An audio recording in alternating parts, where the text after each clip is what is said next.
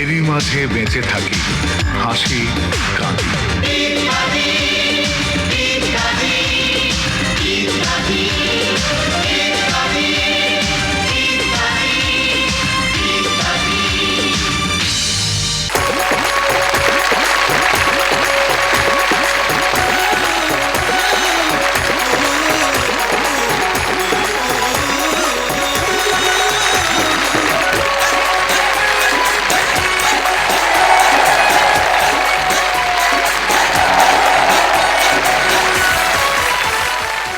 ফলমূল, ধান, পান, সবজি ও ভুট্টার চাষে সবুজে সবুজে যেন হাসে 12 মাসে আমাদের জেলা চুয়াডাঙ্গা। খেজুর, গুড় আর চিনিকলের মিষ্টিতে মন চাঙ্গা। প্রাচীন নদী চিত্রা আছে মাথা ভাঙা।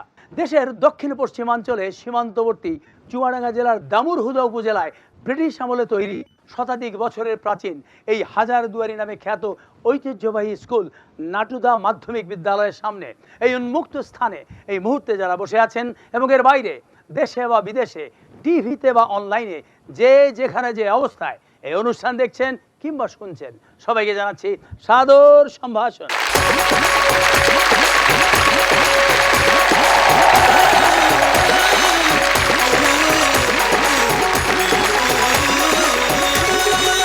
দর্শক মণ্ডলী, ডিসেম্বর মাস আমাদের বিজয়ের মাস। সবাইকে জানাচ্ছি বিজয়ের মাসের শুভেচ্ছা।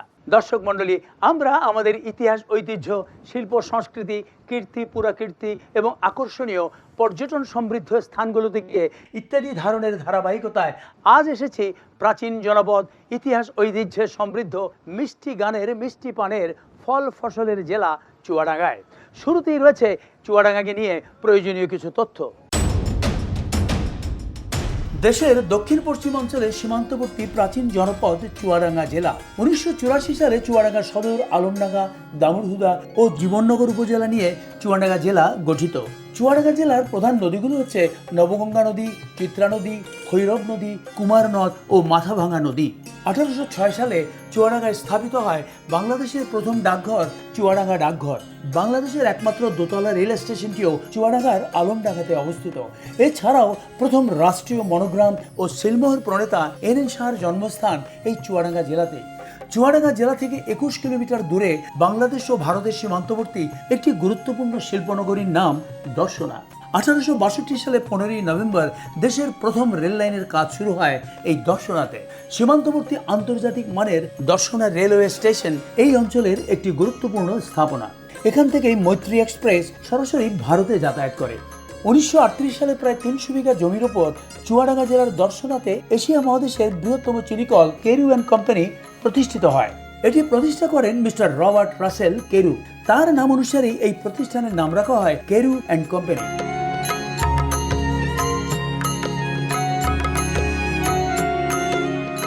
এই কারখানার প্রধান উৎপাদিত পণ্য চিনি হলেও উপজাত পণ্য থেকে স্পিরিট, হার্ব ড্রিঙ্কস এবং জৈব সার উৎপাদন করা হয়। বাংলাদেশ সরকার 1972 সালে এই প্রতিষ্ঠানটিকে রাষ্ট্রায়ত্ত প্রতিষ্ঠান হিসেবে ঘোষণা করে। এছাড়াও এই কোম্পানির অধীনে একটি ডিস্টিলারি এবং ফার্মাসিউটিক্যাল ইউনিট পরিচালিত হচ্ছে। ব্রিটিশ শাসনের সূচনা থেকেই এই জেলার অধিবাসীরা বিভিন্ন বিদ্রোহ ও আন্দোলনে সামিল হয়েছে। মহান মুক্তিযুদ্ধেও চুয়াডাঙ্গার মানুষের রয়েছে উল্লেখযোগ্য অবদান। দর্শক মণ্ডলী, এটি হচ্ছে সেই আটকবর স্মৃতিসৌধ।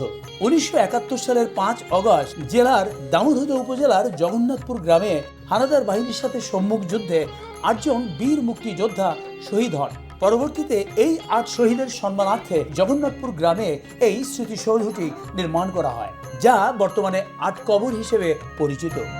1971 সালের গণহত্যার স্মরণে চুয়াডাঙ্গার আলমডাঙ্গায় রয়েছে আলমডাঙ্গা বৌদ্ধভূমি।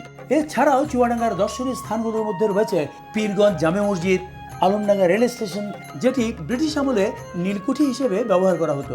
1006 খ্রিস্টাব্দে প্রতিষ্ঠিত ঐতিহাসিক ঘোলদারি মসজিদ, কাশীপুর জমিদার বাড়ি, দামুড়হুদা উপজেলায় রয়েছে ডিসি ইকো পার্ক, নীলকুঠি, জাতীয় কবির স্মৃতি বিজড়িত আটচালা ঘর এবং হাজারদুয়ারি খ্যাত নাটুদা মাধ্যমিক বিদ্যালয়। এছাড়াও চুয়াডাঙ্গায় রয়েছে আরও অনেক প্রাচীন নিদর্শন। বোম্বে চলচ্চিত্রের বিখ্যাত অভিনেতা অশোক কুমারের পৈতৃক নিবাস দামুড়হুদা উপজেলার কুলারগাছি গ্রামে। 21শে পদকপ্রাপ্ত বাউল সাধক খোদাবক্স রায়ের জন্মস্থান চুয়াডাঙ্গা জেলার আলমডাঙ্গায়। এছাড়াও এই জেলায় জন্মগ্রহণ করেছেন আরও অনেক কীর্তিমান ব্যক্তিত্ব। দর্শক মণ্ডলী, আমার পেছনে যে বিদ্যালয়টি দেখতে পাচ্ছেন, এটি চুয়াডাঙ্গার একটি অত্যন্ত প্রাচীন এবং ঐতিহ্যবাহী শিক্ষা প্রতিষ্ঠান। প্রায় 200 বছর আগে এই বিদ্যালয়টি জমিদার নফল চন্দ্র পাল চৌধুরীর স্টেটের অন্তর্ভুক্ত ছিল। চুয়াডাঙ্গা জেলার দামুড়হুদা উপজেলা সদর থেকে প্রায় 23 কিলোমিটার পশ্চিমে নাটুদাহ ইউনিয়নে অবস্থিত এই নাটুদা মাধ্যমিক বিদ্যালয়। কথিত আছে জমিদার পত্নী শ্রী রাধারানী শিক্ষিতা, জনদর্দী, বুদ্ধিমতী হওয়ায় এই অঞ্চলের দরিদ্র অশিক্ষিত মানুষের মধ্যে শিক্ষার আলো ছড়িয়ে দেওয়ার জন্য তার স্বামীকে একটি শিক্ষা প্রতিষ্ঠান নির্মাণের অনুরোধ করেন। তারপরেই 1906 সালে এই স্থানে এই শিক্ষা প্রতিষ্ঠানটির ভিত্তিপ্রস্তর স্থাপিত হয়। জমিদার নফল চন্দ্র পাল তার স্ত্রীর স্মৃতি ধারণার্থে তার নাম অনুসারে এই বিদ্যালয়টির নাম দিয়েছিলেন রাধারানী ইনস্টিটিউশন। পরবর্তীতে নাম পরিবর্তন করে এর নাম হয় নাটুদা মাধ্যমিক বিদ্যালয়। বিদ্যালয়ের মূল ভবনটি একটি বিশাল কাঠামো হিসেবে নির্মাণের পরিকল্পনা করা হয়েছিল। মূল পরিকল্পনা অনুযায়ী এটি একটি 4তলা ভবন এবং ভবনের ব্লুপ্রিন্টে প্রতিটি তলায় রয়েছে 250টি করে মোট 4 তলায় 1000 দরজা বা দুয়ার। যদিও প্রথম তলা পর্যন্ত নির্মাণের পর এই স্কুলটির নির্মাণ কাজ বন্ধ হয়ে যায় এবং এর মূল নকশার বিশালতা এবং এই ভবনে 1000 দুয়ার থাকার কারণে স্থানীয়রা একে হাজারদুয়ারি নামে ডাকতেন, যার প্রচলন এখনও রয়েছে। ঐতিহ্যবাহী এই বিদ্যালয়টি এক অক্ষয় কীর্তির বাহক। চুয়াডাঙ্গা জেলার মানুষ এই অক্ষয় কীর্তি নীরবে বহন করে যাচ্ছেন। তবে এ যুগে যে যাই করেন তা নীরবে নয়, করেন সরবে গরবে, প্রচারে প্রসারে যেন যাচ্ছে কোন পরবে। তবে তার ব্যতিক্রমও আছে। এই শুনো, আমরা সবাই আমাদের এই ত্রাণ সামগ্রী ট্রাকে করে যাব, ঠিক আছে? সবাই যার যার প্রয়োজনীয় জিনিসপত্র নিছো তো? টাইট করে বাঁধো বাঁধো। ভাই একটু কথা বলা যাবে ভাই? জি, তো আপনি কে? শুনলাম আপনারা বিভিন্ন ত্রাণ সামগ্রী নিয়ে শীতার্থ মানুষকে দেবার জন্য বিভিন্ন স্থানে যাচ্ছেন। হ্যাঁ যাচ্ছি, কিন্তু আপনি কে আর আপনাকে কে বলছে? আমরা রিপোর্টার, এলাকা থেকে সব খবর পাই।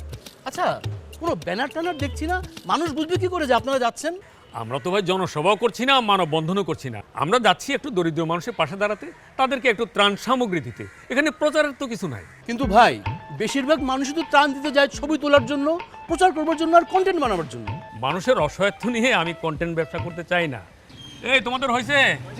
আচ্ছা ঠিক আছে ভাই, নামো ভাই, আমাদের তাড়াতাড়ি যেতে হবে। আর কি যেন বলছিলেন? কিন্তু ভাই, অনেকেরই দেখছি ত্রাণ দেওয়ার বাজেট 50,000 টাকা, এর মধ্যে আনুষঙ্গিক খরচই নাকি 30,000 টাকা, আর কম্বল দেয় মাত্র 20,000 টাকা। আনুষঙ্গিক খরচ মানে? আমি এই প্রশ্নটাই তাদের দলনেতাকে করেছিলাম। উত্তরে বললেন, আমাদের টিমের 4 জন লোকের গাড়ি ভাড়া, রাতে হোটেল ভাড়া, 2 বেলা নাস্তা এবং খাওয়া দাওয়া, ক্যামেরাম্যানের খরচ, এতেই তো 30,000 টাকা নাই। আর আমাদের কষ্টের কথা নাই বললাম। তারা মনে হয় কম্বল দেওয়ার পাশাপাশি একটু পিকনিক করছে আর কি। কিন্তু ভাই, আপনাদের তো একটু প্রচার দরকার। আপনারা যে একটা ভালো কাজ করতেছেন, এটা দেখে তো আরো অনেকে এগিয়ে আসতে পারে। যারা আসা তারা এমনিতে আসবে, কারোটা দেখে নয়। সে তার দায়িত্ব মনে করে আসবে, কোনো প্রচারের জন্য না। আশা করি আমার এটাও প্রকাশ করবেন না। রিপোর্টার এই ত্রাণদাতার কথা প্রচার করবেন কিনা আমরা জানি না, তবে এটা জানি মনের কথা, মনের ব্যথা নীরবতায় ঢাকা পড়ে না, কথায় কথায় প্রকাশ হয়েই যায়। যেমন হয়েছে 2 বন্ধুর এই আলাপচারিতায়। আরে দোস্ত, কি হইছস? তুই কতদিন পরে দেখা হইলো দোস্ত? আসস কিরম? আছো দোস্ত, আসস মানে? এই আছি আর কি। আহা, তুই যে আসস এটা তো দেখতাছি। কিরম আসস সেইটা জিগাইতাছি। আছি, খারাপ না। তুই খারাপ যখন না কইলা যে ভালো আসস। এই তো চলে যেতেছি। বুঝালছি তুই মোটামুটি আসস, বালাও না খারাপও না। আচ্ছা বাদ দে, এই কবিতার বই তো এবার তোর বাইরে হবো। কবিতা কিরম লেখতাছস? কবিতা লেখা সাইরা দিছি। কিতা কইলে? তোর রোমান্টিক কবিতা ভরিয়া যে বেটা চিন্তা করছে জীবনে ফিরিত করতো না সেই বেটাও প্রেমে পড়ে যায়। ফেসবুকটা ডুহন যায় না, খালি তোর কবিতার লাইন দিয়ে স্ট্যাটাস আর স্ট্যাটাস। আর তুই কিতা কইতেছস কবিতা লেখন ছেড়ে দিছ? দিছি। কে রে, কারণটা কিতা? যার লেগে এইসব প্রেমের কবিতা লিখতাম হ্যার বিয়ে হয়ে গেছে। কার লগে বিয়ে হয়েছে? আমার লগে কবে বিয়ে হচ্ছস? এই তো 2-3 মাস হয়েছে। এটা তো শখের খবর, খুশির খবর, তুই তখন আনন্দে উড়তাছস। উড়ি না ঘুরি কইতে পারি না, তবে প্রেমের কবিতা আমি আর লিখুম না। কেয়া লিখতে না কেয়া? বউ সন্দেহ করে। কে রে সন্দেহ করে? আগে তো অরেলিয়া প্রেমের কবিতা লিখছি, এখন লিখলে কয় এখন কারেলিয়া প্রেমের কবিতা লেখো। তুই আনন্দের কবিতা লিখতেলে? দোস্ত এখন কোনো কবিতা আসে না, এখন আমার বউ আমার দিয়ে বাজারে ফর্দ লেখায়, তেল নুন মরিচ আদা রসুন পেঁয়াজ আর সবজির ফর্দ। আরে কিতা কস? ফর্দ লিখতে তো সমস্যা নাই, কিন্তু কিনতে সমস্যা। কে আর করবি বন্ধু, এটার নামই সংসার। সংসারের অনেক ভার, সবাই এটা আগলেতে পারে না। এখানে কবি কবিতা লেখা ভুলে গেলেও আমাদের জন্য এই মুহূর্তে কবিতা বড় প্রয়োজন। কারণ এই আয়োজন যেই জেলাকে নিয়ে, এবার দেখব কাব্য কথা নৃত্যগীতি দিয়ে সেই জেলার পরিচিতি। আর এতে অংশগ্রহণ করেছেন স্থানীয় একদল নৃত্যশিল্পী।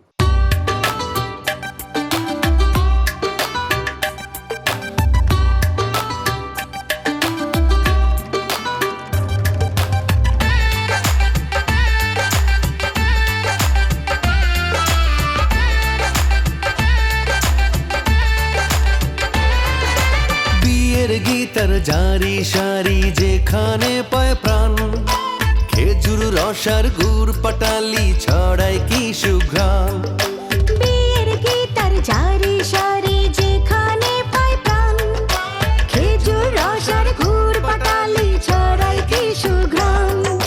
ব্ল্যাক বেঙ্গল ছাগল দেখে মন হয়ে যায় চাঙ্গা, নানান ফলের মধু ভান্ডার আমার চুয়াডাঙ্গা, নানান ফলের মধু ভান্ডার আমার চুয়াডাঙ্গা।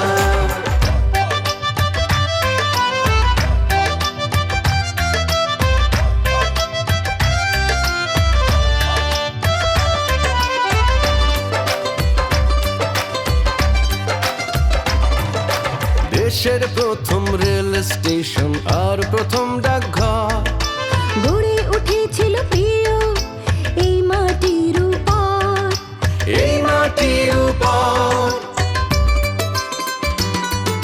শীতল বাতাস দিচ্ছে আজও দিকৃতে বটগাছ। নয়ন জুড়ায় দল কারাইসা বিলের টাটকা মাছ, বিলের টাটকা মাছ। নদী পথে ঘুরতে আছে চিত্র মাথা ভাঙা, কাজী নজরুল শরৎচন্দ্রের স্মৃতির চুয়াডাঙ্গা, কাজী নজরুল শরৎচন্দ্রের স্মৃতির চুয়াডাঙ্গা।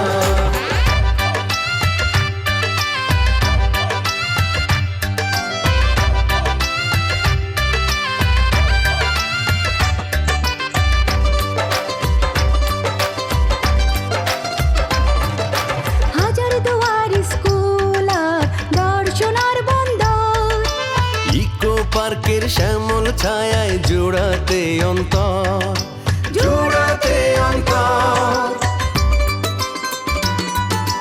ঐতিহ্যের সাক্ষী যেন খোলদাড়ি মসজিদ, ঘুরতে খেতে শান্তি পেতে স্বস্তি সুখের নিদ।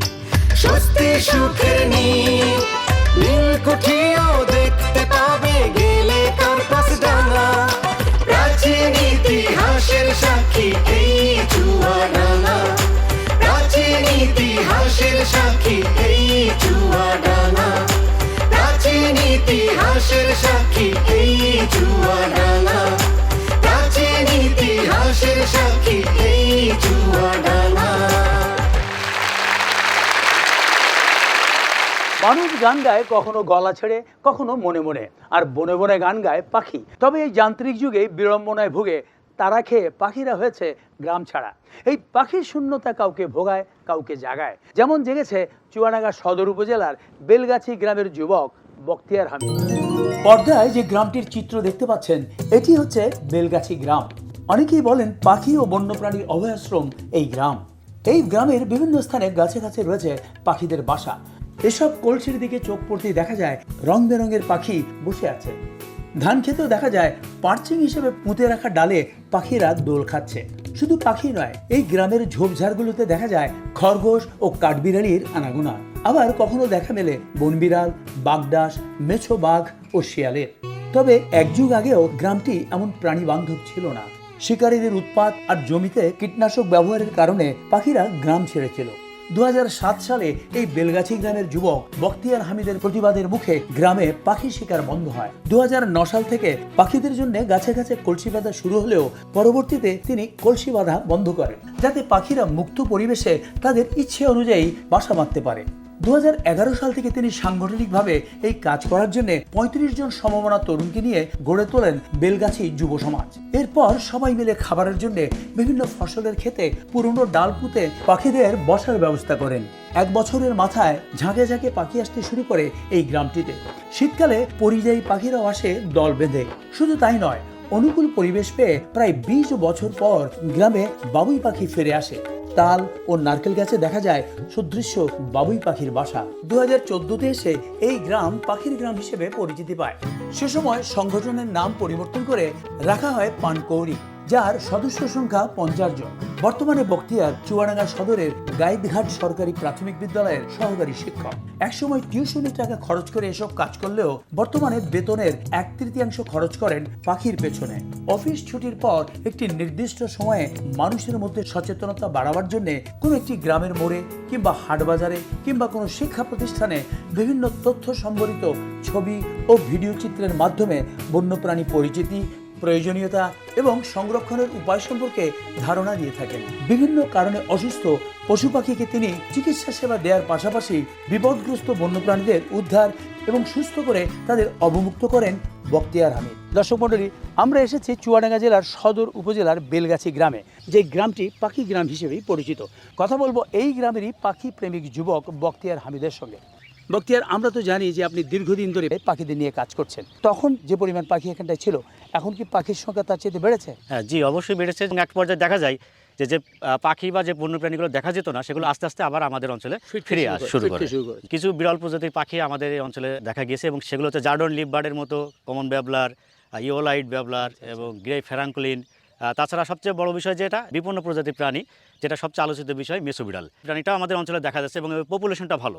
আপনি তো বিভিন্ন সময় বন্য পশু কিংবা পাখি পেলে তাদেরকে অবমুক্ত করেন চিকিৎসা সেবা দিয়ে, তাদের নিয়ে আপনার কোনো মজার স্মৃতি আছে? আসলে মজার বলতে স্মৃতি একটা আছে। আমরা আলমডাঙ্গাতে কয়েক বছর আগে একটা পার্ক থেকে একটা মেছো বিড়াল উদ্ধার করছিলাম এবং সেটাকে আমরা যখন উদ্ধার করে রিলিজ করতে যাচ্ছি, অবমুক্ত করতে যাচ্ছি, তখন মানুষ এটা বাঘ বলে তো আমাদেরকে এটা ছেড়তে দেবে না।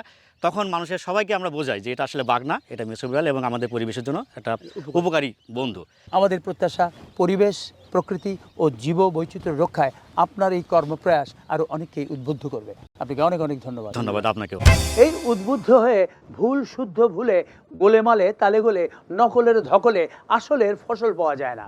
কথায় আছে, বন্যেরা বনে সুন্দর, শিশুরা মাতৃক্রোড়ে। তাই সর্বক্ষেত্রে সব বিষয় নিয়ে উদ্বুদ্ধ না হয় ভালো। যেমন এই মিষ্টির দোকানদার। আচ্ছা ভাই, সাইনবোর্ডে লিখে রাখছেন বাংলাদেশের বিখ্যাত মিষ্টির দোকান। ঠিকই তো আছে, আছে বলেই লিখছি। কেমনে থাকে?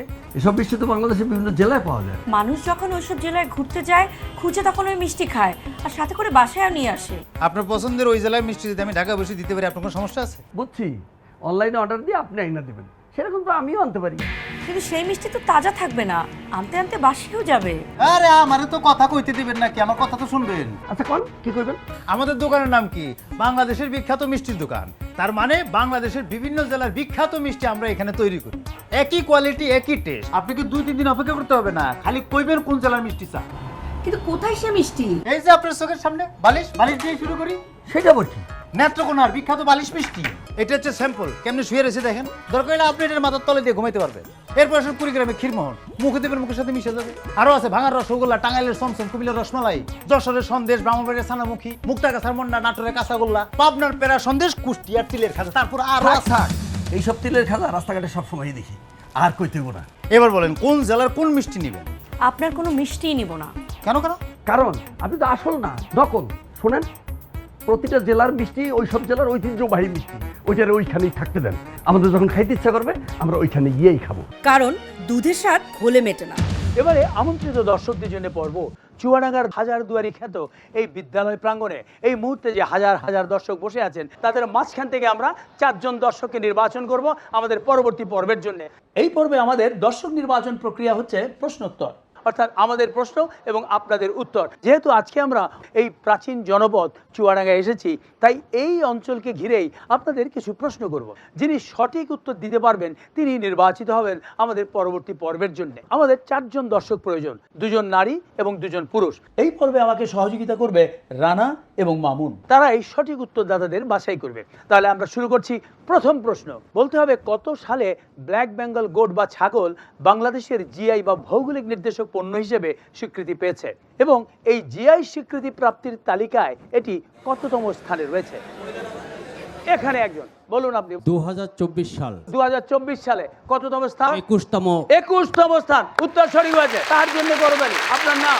মোহাম্মদ শহীদুল ইসলাম শহীদ। কি করেন আপনি? ছোটখাটো কণ্ঠশিল্পী আর কি। গান করেন। অনেক ধন্যবাদ, আমরা একজন শিল্পীকে পেয়ে গেলাম। এবার আমরা চলে যাব পরবর্তী প্রশ্নে। পরবর্তী প্রশ্ন হচ্ছে এই চুয়াডাঙ্গা জেলার সবচেয়ে বড় এবং সবচেয়ে ছোট নদীর নাম কি এবং নদী দুটির দৈর্ঘ্য কত? এখানে একজন নারী দেখতে পাচ্ছি, মহিলা, বলুন আপনি। দীর্ঘতম নদী হচ্ছে মাথাভাঙা, ওর দৈর্ঘ্য কত? দৈর্ঘ্য হচ্ছে 71.85। 71.85। ছোটটি কত? ছোট নদী হচ্ছে কালিন্দী, এর দৈর্ঘ্য? দৈর্ঘ্য মাত্র 600 মিটার। 600 মিটার। উত্তর সঠিক হয়েছে। আপনার নাম? নিশাত শারমিন সোনিয়া। কি করেন আপনি? আমি একজন গৃহিণী, নারী উদ্যোক্তা। উদ্যোক্তা এবং গৃহিণী। অনেক ধন্যবাদ, বসুন আপনি। পরবর্তী প্রশ্ন, আমাদের দেশের রাষ্ট্রীয় ভাষা বাংলা হলেও অনেকেই কিছু কিছু অঞ্চলের আঞ্চলিক ভাষা বোঝেন না। আমি চুয়াডাঙ্গার 4টি আঞ্চলিক শব্দ বলছি, বলতে হবে এগুলোর অর্থ কী। শব্দগুলো হচ্ছে অপচ, উইদম, কৈদমে এবং কুষ্টা। এখানে একজন, হ্যাঁ বলুন আপনি। কুষ্টা মানে পাট। হ্যাঁ, কুষ্টা মানে পাট। কুদম মানে মিষ্টি কুমড়া। হ্যাঁ, কৈদমে মানে মিষ্টি কুমড়া। অপচ মানে অপচয়। হ্যাঁ, অপচ মানে অপচয়। উদ্ম মানে বোকা। উইদম মানে বোকা। উত্তর সঠিক হয়েছে। আপনার নাম? আমার নাম রাশেদ সালাম হায়াত। কি করেন আপনি? ব্যবসা করি। আপনি ব্যবসা করেন। অনেক ধন্যবাদ। তার জন্য করবেন। আমাদের দরকার আরেকজন নারী। পরবর্তী প্রশ্ন, বিশ্বকবি রবীন্দ্রনাথ ঠাকুরের বড় বোন এই চুয়াডাঙ্গারই এককৃতি সন্তানের স্ত্রী, বলতে হবে তার বোনের এবং স্বামীর নাম কি? বড় বোনের হাজবেন্ডের নাম জয়রাম, জয়রাম বাবু। না, হয়নি, জয়রাম না, জয়রাম হচ্ছে গ্রাম। এখানে একজন, বলুন আপনি। বোনের নাম স্বর্ণকুমারী দেবী আর হাজবেন্ডের নাম জানকীনাথ ঘোষাল। জানকীনাথ ঘোষাল। উত্তর সঠিক হয়েছে, জানকীনাথ ঘোষাল। অনেক ধন্যবাদ। আপনার নাম? মোসাম্মদ শামিমা খাতুন। কি করেন আপনি? আমি হচ্ছে হাউস ওয়াইফ। অনেক ধন্যবাদ। চলে আসুন, আপনারা মঞ্চে চলে আসুন। তাদের জন্য করবেন।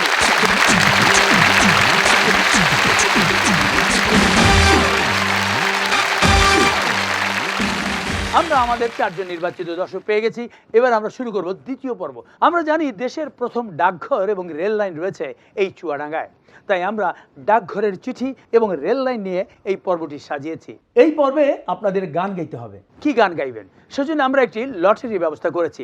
এই কাঁচের পাত্রে 4টি জনপ্রিয় গানের কথা লেখা আছে, 2টি চিঠি এবং 2টি রেল লাইন নিয়ে। যার ভাগ্যে যে গানটি উঠবে তাকে সেই গানটি গাইতে হবে। এবার আমরা শুরু করছি লটারি। দেখা যাক কার ভাগ্যে কোন গানটি পড়েছে। সেই রেল লাইনের ধারে মেঠো পথ।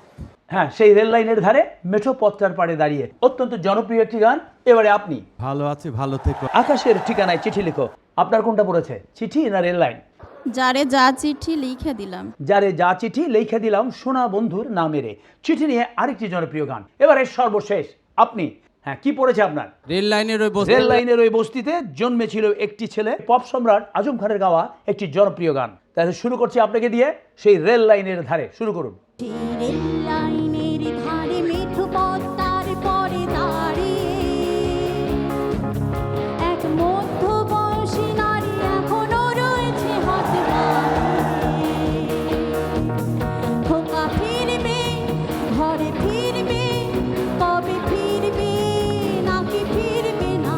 খোকা ফিরবে, ঘরে ফিরবে, কবে ফিরবে নাকি ফিরবে না।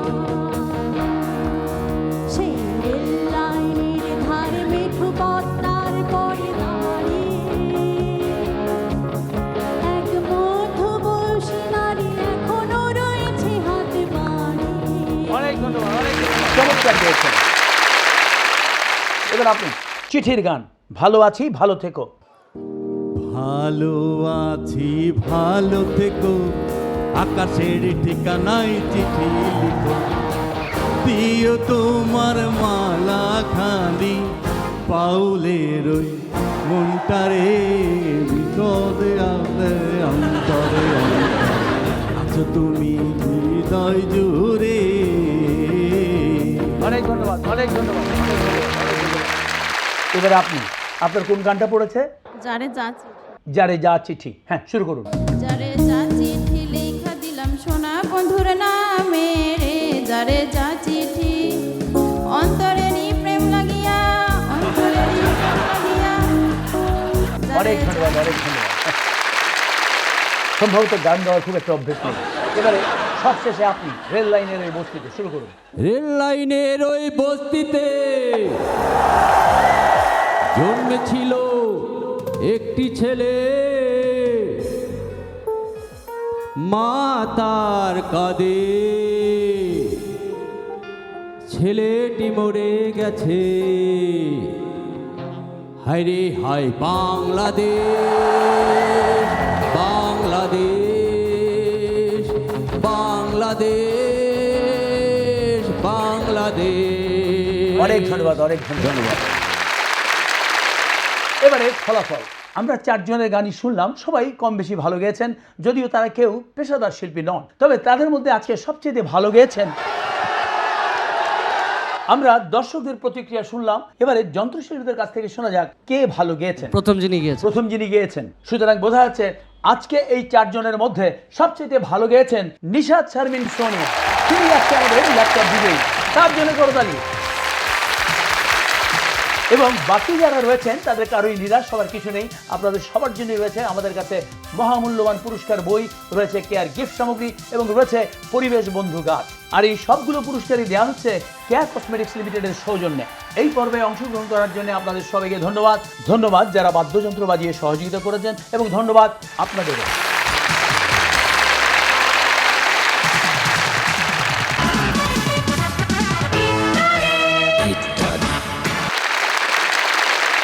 মাগো তোমার কোলে তোমার বলে কইব কথা গাইব গান, এই দেশের ভাষায় ভালোবাসায় ভরব প্রাণ।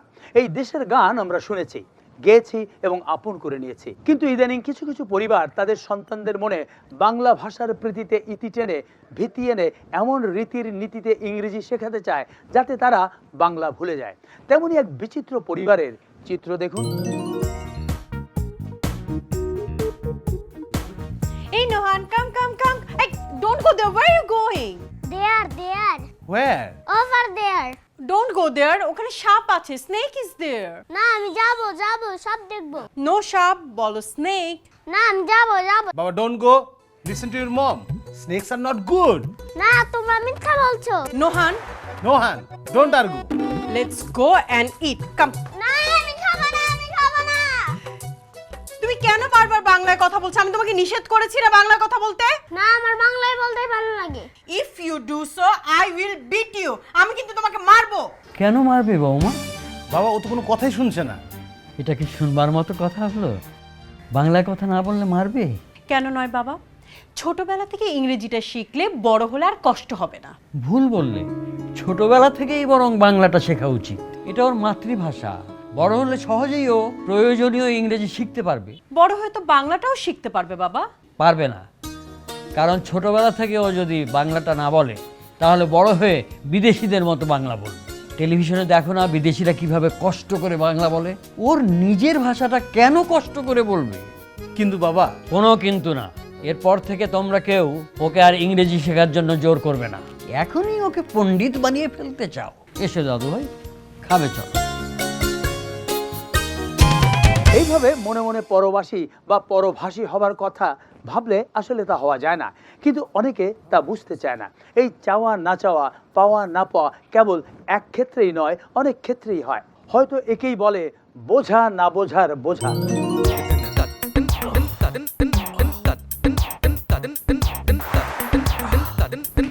সে কি, তুমি এসে শুয়ে পড়লে যে? ভীষণ টায়ার্ড লাগছে। আচ্ছা ঠিক আছে, তুমি আধা ঘন্টা রেস্ট নাও, এই ফাঁকে বরং আমি রেডি হয়ে আসি। রেডি হবে মানে? কেন? ওমা, আজ অনেকদিন যাবতই তো বলছি একটু বাইরে যাব ঘুরতে, একটু ঘোরাঘুরি করে দুজনে মিলে চটপটি খেয়ে বাড়ি ফিরবো। আমি তো এইমাত্র বাইরে থেকে এলাম, আবার বাইরে যাব। আচ্ছা তুমি না হয় বাইরে থেকে এসছো, আর আমি সেই সকাল থেকে দুপুর পর্যন্ত রান্নাঘরেই থাকি। এরপর সব কিছু গুছিয়ে ঠিক করতে করতে বিকেল হয়ে যায়। তারপর তুমি আসো, তোমাকে নাস্তা দিয়ে একটু বিশ্রামের সময় পাই। আচ্ছা বলো তো, এই একই রকম জীবন কার ভালো লাগে? আমার তো সেই একই কথা, সেই সকালে বেরোই সন্ধ্যায় ফিরি, সকালে জ্যাম ঠেলে অফিসে যাই, আবার বিকেলে জ্যাম ঠেলে ক্লান্ত হয়ে বাসায় ফিরি। তাও তো তুমি বাইরে থাকো। বাইরে মানে আমি কি কোথাও আড্ডা মারি না সিনেমা দেখি? আমি তো থাকি অফিসে, সবসময় একটা চাপের মধ্যে থাকতে হয়। প্রতিদিনই মনে হয় এই বুঝি চাকরিটা গেল। বসের ধমক, কাজের চাপা, রাস্তার যানজট, অসহ্য। আমার কষ্ট তুমি বুঝবে না। আর আমি তো সারাদিন খুব শুয়ে থাকি, তাই না? আমারটাও তুমি বুঝবা না। আচ্ছা তোমার চটপটিটা যদি আনার ব্যবস্থা করে দিই। সাধে কি বলি, তুমি বুড়ো হয়েছো। স্ত্রীকে সাথে করে নিয়ে কোথাও যাওয়া, একটু খাওয়া, গল্প করা, একটু ঘুরে বেড়ানোর যে কি আনন্দ, সেটা তুমি বুঝবা না। থাক, তুমি ঘুমাও, লেপ এনে দেবো। আরে ওর কথাটাও ঠিক, কিন্তু শরীর যে চলছে না, আমি কি করব? শুধু এক্ষেত্রেই নয়, এমন অবস্থা বহু পরিবারেই হয়। তবু জেনে শুনে মেনে মানিয়ে নেয় মন, কারণ এটাই জীবন। এ বিষয়ে থাক, বরং এমন একটি প্রাণীর বিষয়ে আসা যাক যাকে অনেকে তুচ্ছার্থে ব্যবহার করলেও তার উচ্চার্থ সম্পর্কে ধারণা নেই। আর প্রাণীটি হলো ছাগল, উচ্চার্থে যার নাম ব্ল্যাক বেঙ্গল গোট। চুয়াডাঙ্গা জেলার গ্রামীণ অর্থনীতিতে এক নীরব বিপ্লব ঘটিয়েছে এই কালো রঙের ব্ল্যাক বেঙ্গল গোট বা ছাগল। বিশ্বজুড়ে প্রশংসিত এই জাতের ছাগল এখন চুয়াডাঙ্গার গর্ব। এখানকার উষ্ণ আবহাওয়া এবং অনুকূল পরিবেশ এই জাতের ছাগল পালনের জন্য অত্যন্ত উপযোগী। তাই চুয়াডাঙ্গা জেলায় এই ছাগল বেশি পালন করা হয়। তাছাড়া বিশ্বজুড়ে ব্ল্যাক বেঙ্গল ছাগলের মাংস ও চামড়ার চাহিদাও রয়েছে। এসব কারণেই জেলা প্রশাসন ব্ল্যাক বেঙ্গল গোটকে চুয়াডাঙ্গা জেলার ব্র্যান্ড হিসেবে ঘোষণা করেছে। আমরা বিশুদ্ধ ব্ল্যাক বেঙ্গল জাতের ছাগল সংরক্ষণ এবং সম্প্রসারণের কাজ করে থাকি। ব্ল্যাক বেঙ্গল জাতের যেটা ছাগল, সেটা কিন্তু আপনি জানবেন যে এটা ভৌগোলিক নির্দেশক পণ্যের একটা স্বীকৃতি পেয়েছে। এর মাংস সুস্বাদু এবং এর যে ঘ্রাণ, এর জন্য কিন্তু এটা দেশি জাতের ছাগল হিসেবে স্বীকৃতি পেয়েছে। 7-8 মাস বয়সেই ব্ল্যাক বেঙ্গল গোট প্রাপ্তবয়স্ক হয় এবং 13-14 মাস বয়সেই প্রথম বাচ্চা দেয়। এরপর বছরে দুবারে 4 থেকে 6টি বাচ্চা প্রদানের কারণে দারিদ্র্য বিমোচনে ব্ল্যাক বেঙ্গল ছাগলের বিরাট ভূমিকা রয়েছে। এছাড়াও এই জাতের ছাগলের রোগ প্রতিরোধ ক্ষমতা বেশি হওয়ায় চিকিৎসার খরচ প্রায় নেই বললেই চলে। আমাদের ব্ল্যাক বেঙ্গল ছাগল তার জীবন দশায় প্রায় 30 থেকে 40টা বাচ্চা দিয়ে থাকে এবং আমাদের এই পরিবেশে যেহেতু তার জন্ম, এই পরিবেশের সাথে সে খুব মানানসই, তার রোগ বালাই কম হয়, মৃত্যুর হার কম। তাই এই ছাগল পালন করে অল্প পুঁজিতে দ্রুতই লাভ করা সম্ভব। এ বিষয়ে সরকারি খামারগুলো গুরুত্বপূর্ণ ভূমিকা রাখছে। আমরা উচ্চার্থে ব্ল্যাক বেঙ্গল গোট বা ছাগল নিয়ে কথা বলেছি। এবার দেখা যাক তুচ্ছার্থে কে কেন কাকে নিয়ে কি বলছে।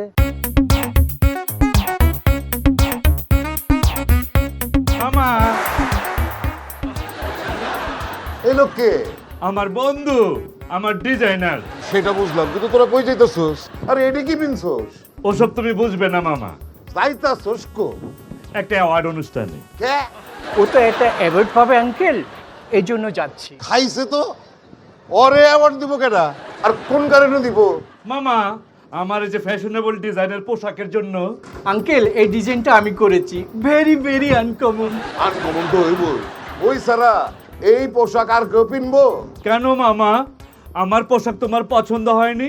এই পোশাকে তোরে ঠিক মতো বোঝা যেতেছে না, আর তোকে কথাবার্তাও তো সেই। কি যে বলো না মামা। আঙ্কেল, কিছু মনে করবেন না, আপনার ভাগ্নে একটা অ্যাওয়ার্ড নিতে যাচ্ছে, তাকে উইশ করবেন, কংগ্রাচুলেশন জানাবেন, তা না অল টাইম ক্রিটিসাইজ করেন। This is too much uncle. আচ্ছা, ও কি কারণে অ্যাওয়ার্ড পাইতেছে? As a fashion model, desk celebrity, সুন্দর পুরুষ হিসাবে। আচ্ছা, ওরে অ্যাওয়ার্ড দিতেছে কেডা? একটু কও তো। তুমি যাবে মামা? আমি যাবো। তোমাকে আমি ফার্স্ট রোতে বসতে দেব। আমি তো বসতে যাবো না, আমি একটা কথা জিজ্ঞাসা করতে যাবো। এই অ্যাওয়ার্ড শব্দটারে দূষিত করার অধিকার ওদের কে দিছে? অ্যাওয়ার্ডটা তো ভালো ভালো মানুষেরা ভালো ভালো কাজের জন্য পায়। মামা, আমি কি ভালো না? তুই ভালো, কিন্তু তোর চাল চলন, কথাবার্তা, পোশাক আশাক কোনো কিছুই ভালো না। আমার বোনের আমি বলবো তোরে ঠিক মতন হেদায়েত করতে। তোর কারণে পরিবারের সবাই হাসির পাত্রে পরিণত হয়েছে। আর এই অ্যাওয়ার্ড ব্যবসায়ীদের বিরুদ্ধে দ্রুত ব্যবস্থা নেওয়া দরকার। ওদের অত্যাচারে সোশ্যাল মিডিয়ায় ঢুকনি যায় না। ঢুকলে তো আমাকে দেখবে মামা। জানো মামা, মানুষ আজকাল আমাকে দিয়ে দোকান, শোরুম, বিউটি পার্লার, রেস্টুরেন্ট এসব উদ্বোধন করায়। আমি তো আজকাল শুধু অ্যাওয়ার্ড নেই না, অ্যাওয়ার্ড দেও। কি ভাবছো মামা? না, ভাবতেছি মানুষের রুচি এত নিচে নামলো কেমনে? এইসব ভেবে লাভ নাই মামা।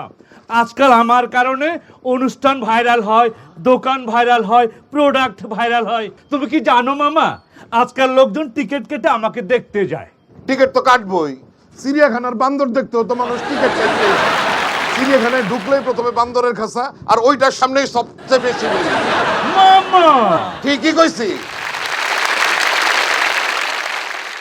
কথায় আছে বৃক্ষ তোমার নাম কি, ফলে পরিচয়। আর এই ফল এবং ফসলে সমৃদ্ধ জেলা চুয়াডাঙ্গা। চলুন এবারে যাওয়া যাক চুয়াডাঙ্গার তেমনই একটি ফল বাগানে।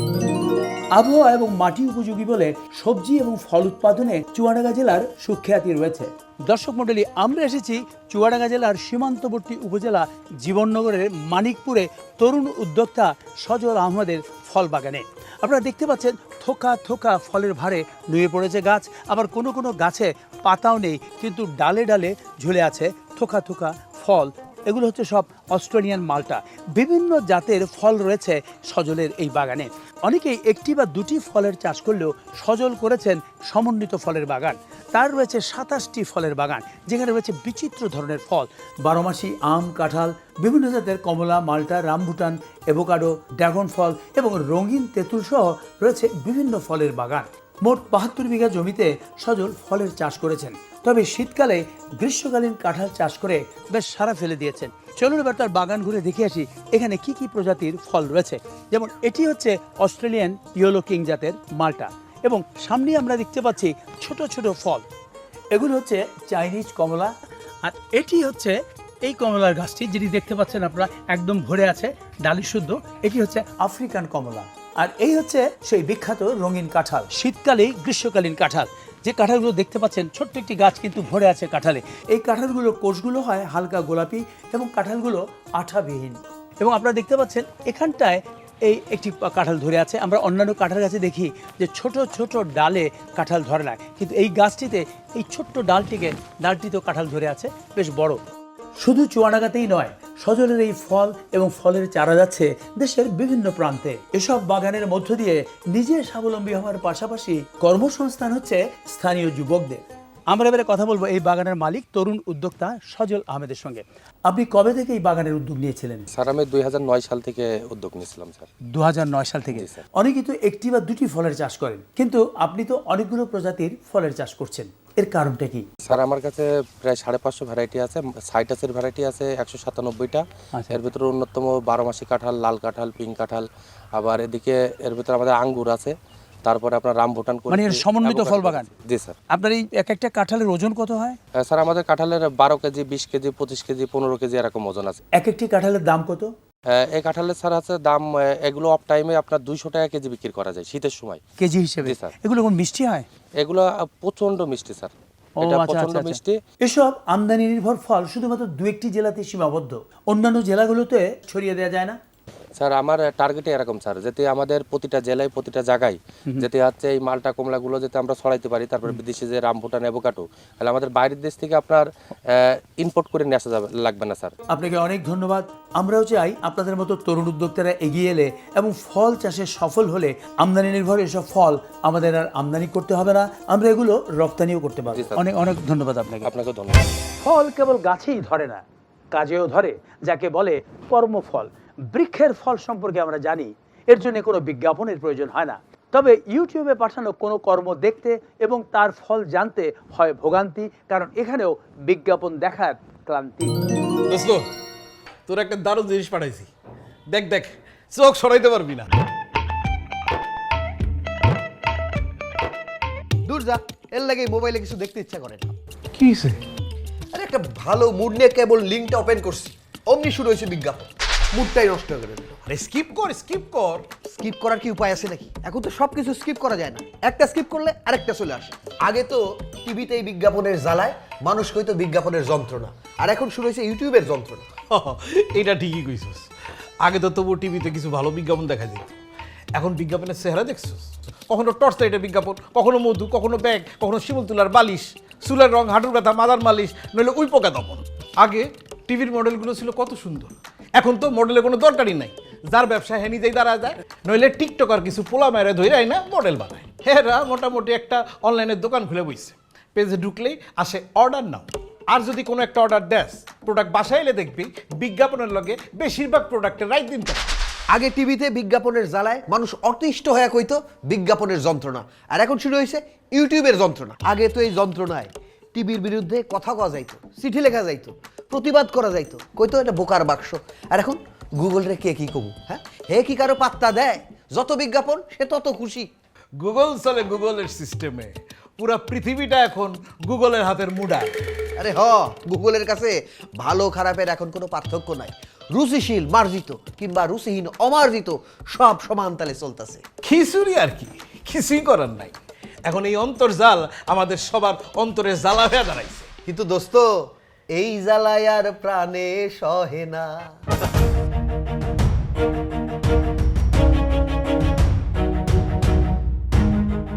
যুক্তরাষ্ট্রের দ্বিতীয় বৃহত্তম শহর এবং দৃষ্টিনন্দন রাজ্য ক্যালিফোর্নিয়ার বৃহত্তম শহর হচ্ছে লস অ্যাঞ্জেলেস।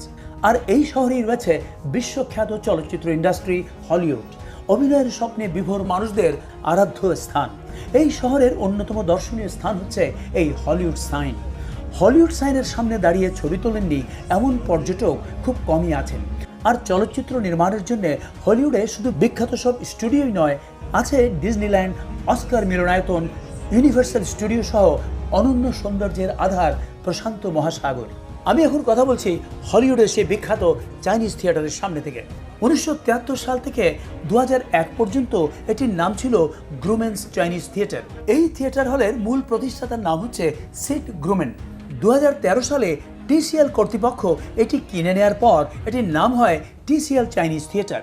আপনারা দেখতে পাচ্ছেন এই হলের সামনে সিমেন্টের ওপর বিশ্ব তারকাদের হাত ও পায়ের ছাপ, যে কারণে এই স্থানটি দর্শনার্থীদের কাছে অত্যন্ত আকর্ষণীয় স্থান। দর্শক মণ্ডলী, আমরা এবারে এমন একজন লোকের সঙ্গে কথা বলবো যিনি 1989 সালে ইত্যাদির শুরুর দিকে এই হলিউড থেকে বিভিন্ন প্রতিবেদন পাঠাতেন। আর তিনি হচ্ছেন সাইফুর রহমান ওসমানী জিতু। হলিউড বুলেভার্ডের এই ওয়াক অফ ফেম চত্বরে আপনাকে স্বাগত। জিতু, আমরা ওখানে দেখলাম ফুটপাতের তারকা ফলক, আবার এখানে দেখছি তারকাদের হাতের এবং পায়ের ছাপ। এর শুরুটা কিভাবে হয়েছিল? এই যে দেখতে পাচ্ছেন ঐতিহাসিক সিনেমা হল, এটার যে মালিক তিনি হচ্ছেন মিস্টার সিড গ্রুমেন। তিনি চিন্তা করলেন যে সমস্ত হলিউড তারকারা রয়েছেন তাদের পায়ের চিহ্ন, হাতের ছাপ স্মৃতি স্মারক হিসেবে এখানে তিনি সংরক্ষণ করবেন, যাতে পর্যটকরা এবং ভবিষ্যৎ প্রজন্ম তাদের সম্পর্কে জানতে পারে। তাহলে বোঝা যাচ্ছে মিস্টার সিড গ্রুমেনই প্রথম এই ধারণাটি দিয়েছিলেন। জি। এই দুটোর মধ্যে মূল পার্থক্যটা কি? মূল পার্থক্য হচ্ছে ওয়াক অফ ফেমে তারকা খচিত নাম ফলক থাকে, আর এখানে থাকে হাত পায়ের ছাপ এবং স্বাক্ষর। এখানে দেখতে পাচ্ছি সোফিয়া লরেন। হ্যাঁ, এটি সোফিয়া লরেনের। আমরা দেখতে পাচ্ছি তার সন এবং তারিখে উল্লেখ রয়েছে। এই তারিখেই এই অনুষ্ঠানটি হয়েছিল। দেখা যাচ্ছে অনুষ্ঠানটি করা হয়েছিল 1962 সালের 26 জুলাই। এখানে দেখতে পাচ্ছেন মেরিলিন মনরোর হাত এবং পায়ের ছাপ। এই ছাপটি কিন্তু নেওয়া হয়েছিল 1953 সালে। এখানে দেখা যাচ্ছে স্পার্টাকাসের কার্ক ডগলাসের নাম। এটা করা হয়েছিল 1962 সালের 1 নভেম্বর। এবারে দেখতে পাচ্ছেন প্রখ্যাত অভিনেতা জেরি লুইসের হাত ও পায়ের ছাপ। দ্য নটি প্রফেসর খ্যাত হলিউডের বিখ্যাত এই অভিনেতার স্মৃতি সংরক্ষণ অনুষ্ঠানটি হয় 2014 সালের 4 নভেম্বর এবং অনুষ্ঠানটি হয়েছিল এই চাইনিজ থিয়েটারের সামনেই। এমনি অনেক বিশ্ব তারকাদের হাত ও পায়ের ছাপ এবং স্বাক্ষর রয়েছে এই চত্বরে। জিতু, আপনাকে অনেক অনেক ধন্যবাদ। আপনাকেও ধন্যবাদ। দর্শক মণ্ডলী, আমি এখন কথা বলছি লস অ্যাঞ্জেলেসের হলিউড বুলেভার্ড সড়কে অবস্থিত ডলবি থিয়েটারের সামনে থেকে। এই ডলবি থিয়েটার হচ্ছে সেই স্থান যেখানে চলচ্চিত্র কর্মীদের তাদের শ্রেষ্ঠ কাজের জন্য অস্কার পদক দেওয়া হয়। আমি এখন যে ফুটপাতের উপর দাঁড়িয়ে আছি, বুলেভার্ডের দুপাশে পায়ে হেঁটে চলার দীর্ঘ এই ফুটপাতের নাম ওয়াক অফ ফেম, অর্থাৎ খ্যাতিমানদের পথ। বিশ্বসেরা তারকাদের নাম খোদাই করে বসানো হয় এই ওয়াক অফ ফেমের তারকাগুলোতে। আপনারা দেখতে পাচ্ছেন আমার সামনেই এখানে রয়েছে ইন্ডিয়ানা জোন্স খ্যাত তারকা হ্যারিসন ফোর্ডের নাম ফলক। এখানে আমরা দেখতে পাচ্ছি জেমস বন্ড খ্যাত রোজার মুর, রয়েছে মেরিলিন মনরোর তারকা ফলক, কাল্পনিক চরিত্র মিকি মাউস। এখানে দেখতে পাচ্ছি মাইকেল জ্যাকসনের তারকা ফলক এবং তার সামনেই শ্যারন স্টোন সহ 2818 জন বিশ্ব তারকার নাম ফলক। এইসব নাম ফলক পিতল এবং টেরাজো দিয়ে তৈরি। এই হলিউড ওয়াক অফ ফেমের মূল চিন্তা ছিল তৎকালীন হলিউড চেম্বার অফ কমার্সের প্রেসিডেন্ট মিস্টার E.M. স্টুয়ার্টের। উদ্দেশ্য ছিল এই বিশ্ব তারকাদের অবদানকে স্মরণীয় করে রাখা। আমরা দেখতে পাচ্ছি পর্যটকরা পায়ে হেঁটে এখানে খুঁজছেন তাদের প্রিয় তারকাদের নাম। বিশিষ্ট ব্যক্তিদের উপস্থিতিতে এক জাঁকজমকপূর্ণ অনুষ্ঠানের মাধ্যমে এসব তারকা ফলকের আনুষ্ঠানিক উন্মোচন হয়।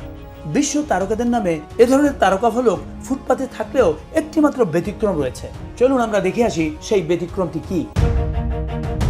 দর্শক মণ্ডলী, এটি হচ্ছে সেই ব্যতিক্রম যা ছিল সর্বকালের সর্বশ্রেষ্ঠ মুষ্টিযোদ্ধা মোহাম্মদ আলীর। মোহাম্মদ আলীর আপত্তির মুখে এটি ফুটপাতে না করে স্থাপন করা হয়েছিল ডলবি থিয়েটারের অর্থাৎ অস্কার মিলনায়তনের মূল প্রবেশ পথের ডান দিকের এই দেয়ালের উপর।